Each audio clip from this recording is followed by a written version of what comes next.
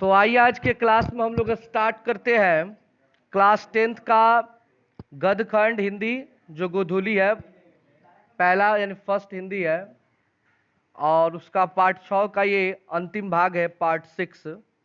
और आज हम लोग पढ़ने वाले हैं इसके सब्जेक्टिव क्वेश्चन, यानी कि आपकी किताब में जो पीछे क्वेश्चन दिए गए हैं उसके क्वेश्चन आंसर को हम लोग समझेंगे और उसे लिखेंगे भी।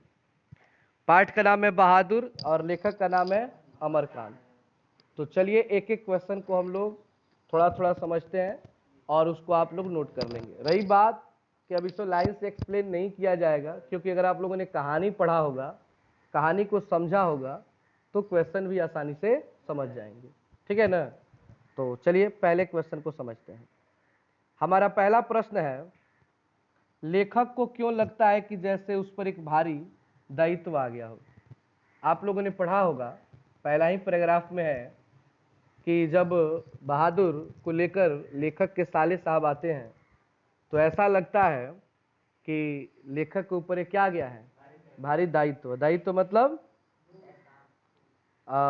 एक जिम्मेदारी आ गया है। साथ ही साथ ये बात वहाँ पर भी लागू होती है जब वो अपनी पत्नी के साथ अपनी बहन की शादी में जाते हैं अपने भाई के यहाँ, तो वहाँ देखते हैं कि उनकी जो भाभियाँ हैं कोई भी काम नहीं करती हैं और उनके घर के जो नौकर चाकर हैं वो सभी काम, जिसके चलते जो निर्मला है वो लेखक से जिद करने लगती है कि मुझे भी क्या चाहिए, नौकर चाहिए। तो इस चीज़ को लेकर उनके ऊपर एक लगता है कि भारी कोई दायित्व आ गया है। तो इसमें इसका आंसर लिखा गया, आप लोग लिख सकते हैं कि लिखा है कि लेखक महोदय की पत्नी दिन रात नौकर चाकर की माला जपती थी। उनके साले नौकर को लेकर सामने खड़ा कर दिए थे।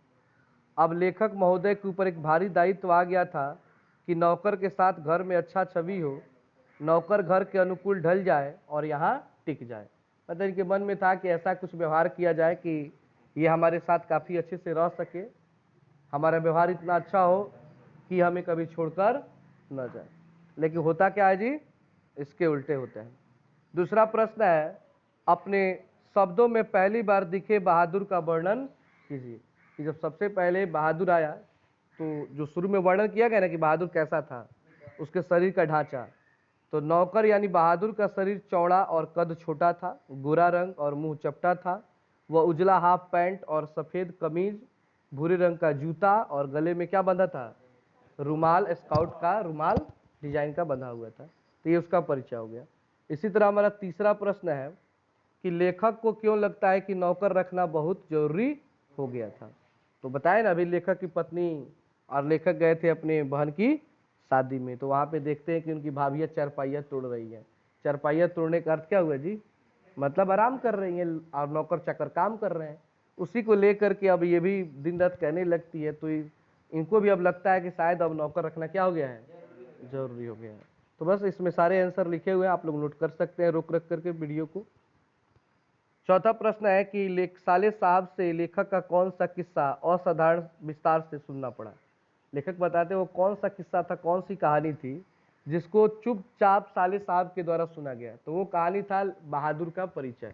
बहादुर का परिचय, क्योंकि साले साहब ने बताते हैं कि बहादुर कहाँ से, नेपाल से आया है, इसकी माँ ने इसको पीटा था, किस कारण से, तो भैंस चरा रहा था, उसको कस के पीट दिया, तो ये भी जबरदस्त पिटाई कर दी, जिसके चलते गुस्से में ये भाग आया और फिर ये मुझे स्टेशन पे मिला, मैं उसको लेकर यहाँ पर आया हूँ। तो मतलब जो भी बहादुर के बारे में वर्णन करते हैं वो उनको सुनना पड़ता है। किनको सुनना पड़ता है, लेखक को सुनना पड़ता है। समझ में आ रहा है ना बात। पांचवा क्वेश्चन है, बहादुर अपने घर से क्यों भाग गया था। पता है ना जी, क्योंकि उसकी माँ ने उसकी क्या की थी, बहुत अधिक पिटाई की थी, जिसके चलते वो अपना घर छोड़कर भाग गया था। 6 नंबर प्रश्न है, बहादुर के नाम से दिल शब्द क्यों उड़ा दिया गया, विचार करें। तो आपको पता है ना कि दिल शब्द किसने उड़ाया था, लेखक की पत्नी निर्मला ने। उसका नाम दिल बहादुर था, लेकिन उस समय से क्या हो गया, बहादुर हो गया। तो सारे आंसर इसमें आपको लिखे गए हैं, बस एक बार आप रीडिंग करेंगे समझ जाएंगे। ठीक है ना। उसके बाद है 7 नंबर, व्याख्या करें। क्या करना है, तो क नंबर है, उसकी हंसी बड़ी कोमल और मीठी थी, जैसे फूल की पंखुड़ियां बिखर गई हो। किसके लिए कहा गया ये, बहादुर के लिए। किसने कहा है, लेखक ने। लेखक कहते हैं कि जब वो हंसता था तो उसकी जो हंसी थी बड़ी ही कोमल और क्या थी, मीठी थी, जैसे फूल की पंखुड़ियां झड़ रही हैं। फूल की पंखुड़ी समझते हैं आप लोग? अरे नहीं होता है, गुलाब का फूल है तो उसमें का पतवा नहीं होता है, उसको क्या बोला जाता है, पंखुड़ी कहा जाता है। तो पूरा इसमें वर्णन किया है कि प्रस्तुत पंक्ति हमारे पाठ्य पुस्तक के बहादुर शीर्षक कहानी से ली गई है। इन पंक्तियों के संदर्भ में बहादुर से जुड़ा हुआ है। जब लेखक शाम को दफ्तर से घर आते थे तो बहादुर सहज भाव से उनके पास आता था और उन्हें एक बार देखकर सिर झुका लेता था और धीरे धीरे मुस्कुराने लगता था। याद है ना कहानी आपको, कि बताते हैं कि जब भी मैं दफ्तर से आता तो घर के सारे लोग आते, अपनी अपनी बातें कहते, बहादुर भी आता, नीचे सर झुका लेता और फिर धीरे से हंसकर कुछ कुछ बातें कहता, और ऐसा कहता कि आज मतलब छोटा से छोटा बात उनको बताता था कि आज भैया घर में ये लोग आए थे, वो ये हुआ था, मतलब सारी बातें बताते हैं और हंसता खूब है। तो उसी हंसी पे ये कहते हैं कि उसकी हंसी बड़ी कोमल और क्या है, मीठी है। तो बस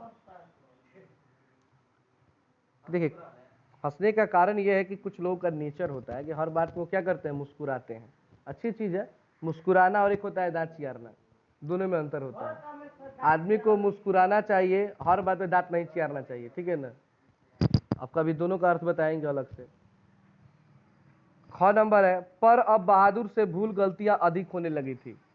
पर अब बहादुर से भूल गलतियां अधिक होने लगी थी। कब की बात है, जब उसकी लगातार पिटाई स्टार्ट हो गई, तब उससे क्या हो रहा था, लगातार गलती हो रहा था, कभी कोई गलती करता था, और वही गलती की देन थी कि लास्ट में जब सिलबट्टा टूट जाता है तो मार खाने के डर से वो क्या करता है, घर छोड़कर भाग जाता है। ग नंबर है, अगर वह कुछ चुरा कर ले गया होता तो संतोष होता। ये बात कब की है, जब बहादुर लेखक का घर छोड़कर भाग गया है, तब निर्मला क्या कहती है कि अगर जब लेखक पूछने क्या कुछ सामान चुरा कर ही भागा है, क्योंकि जब भी कोई नौकर घर से भागता है तो लोगों के मन में आता है कहीं सामान चुरा के भागा होगा, तो बोलती है कि नहीं, अगर कुछ चुरा कर गया होता तो संतोष हो जाता। वो तो कुछ भी लेकर नहीं गया, अपना महीना तक यहाँ पे छोड़कर चला गया। तो उसका पूरा वर्णन है इसमें। फिर है घ नंबर, यदि मैं न मारता तो शायद वह न जाता। लेखक मन ही मन सोचते हैं कि शायद गलती मेरी है, अगर मैंने उस दिन, किस दिन, जिस दिन रिश्तेदार आए थे, 11 रुपए का जो आरोप लगा था उस पर, अगर मैं उसे न मारता तो शायद वो छोड़कर हमें नहीं जाता। तो इसका पूरा वर्णन है उस पैसे वाले का। 8 नंबर है क्वेश्चन, काम धाम के बाद रात को अपने बिस्तर पर गए बहादुर का लेखक किन शब्दों में चित्रण करता है। चित्र का आशय स्पष्ट करें। मतलब जब पूरा घर का काम धाम हो जाता है, वो खाना वाना खा लेता है, तो बहादुर जाकर अपने बिस्तर पर क्या क्या करता है, तो गीत गाता है, कुछ कागज की नावें रखता है, गुलिया रखता है, उससे खेलता है, और पहाड़ी गाना खूब गाता है, खूब हंसता है। उसका पूरा वर्णन किया गया है। तो उसी के बारे में बताना है आपको। फिर है कि बहादुर के आने से लेखक के घर और परिवार के सदस्यों पर कैसा प्रभाव पड़ा। यानी कि बहादुर जब आया लेखक के घर तो क्या प्रभाव पड़ा जी, तो किसी को भी कोई काम नहीं करना पड़ता था, सभी लोग आराम से रहने लगे, और धीरे धीरे ऐसा समय आया कि घर के जितने भी काम थे वो सारा का सारा काम कौन देखने लगा, बहादुर देखने लगा। 10 नंबर है, किन कारणों से बहादुर ने एक दिन लेखक का घर छोड़ दिया, समझाना पड़ेगा इसको, ठीक है। 11 नंबर है, बहादुर पर चोरी का आरोप क्यों लगाया जाता है और उस पर इस आरोप का क्या असर पड़ता है। तो आरोप का असर ये पड़ता है, जब 11 रुपए का आरोप लगता है तो उसका आरोप का असर क्या पड़ता है कि उसके बाद उससे बहुत सारी गलतियां होने लगती है और उसका मन जो है काम करने में नहीं लगता है। 12 नंबर क्वेश्चन है, घर आए रिश्तेदारों ने कैसा प्रपंच रचा और उसका क्या परिणाम निकला। याद है ना कहानी कि कैसे रिश्तेदार लोग आए, रोहू और देहरादूनी चावल खाए और बहादुर को सताकर चले गए। 13 नंबर क्वेश्चन है, बहादुर के चले जाने पर सबको पछतावा क्यों होता है। तो जाहिर सी बात है भाई, घर का सारा काम कौन करता था, अब सब अपने से करना पड़ेगा, तो इसके लिए तो पछतावा था। साथ ही साथ इस बात के लिए पछतावा था कि वो एक अच्छा आदमी था और हम लोगों ने बेवजह उसे पीटते रहे, जिसके चलते वह घर छोड़कर चला गया। 14 नंबर क्वेश्चन है, बहादुर, किशोर, निर्मला और कथावाचक का चरित्र चित्रण करें। मतलब आपको इन चारों के बारे में लिखना है कि बहादुर कौन था उसके बारे में थोड़ा सा लिखना है जो लिखा गया है, फिर किशोर के बारे में कुछ लिखना है, निर्मला के बारे में लिखना है, और कथावाचक, कथावाचक मतलब लेखक के बारे में लिखना है। तो चारों का वर्णन नीचे मैंने कर दिया है, उसको आप लोग नोट कर सकते हैं। 15 नंबर क्वेश्चन है, निर्मला को बहादुर के चले जाने पर किस बात का अफसोस हुआ? तो अफसोस भी आप लोगों को लास्ट में जो वर्णन किया है पाठ में उसको आप लोग याद होगा ही।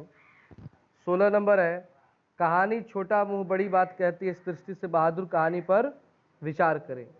17 नंबर प्रश्न है, कहानी के शीर्षक की सार्थकता स्पष्ट कीजिए, लेखक ने इसका शीर्षक नौकर क्यों नहीं रखा?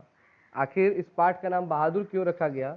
नौकर भी तो रखा जा सकता था, लेकिन उसने क्यों नहीं रखा? तो पूरा एक्सप्लेन किया गया है, इसको आप लोग देख सकते हैं। और इस तरह आप लोगों का ये चैप्टर समाप्त होता है। और 18 नंबर क्वेश्चन है, कहानी का क्या लिखना है? सारांश लिखना है। तो सारांश अपने से लिख सकते हैं आप लोग, वैसे एग्जाम से इसका कोई ताल्लुकात नहीं रहता है। तो आप लोग यहाँ तक इसका नोट्स तैयार करें, फेयर तैयार करें, और फिर एक नए चैप्टर के साथ अगले वीडियो में मिलते हैं। पार्ट 7 परंपरा का मूल्यांकन, और उसको हम लोग पढ़ेंगे।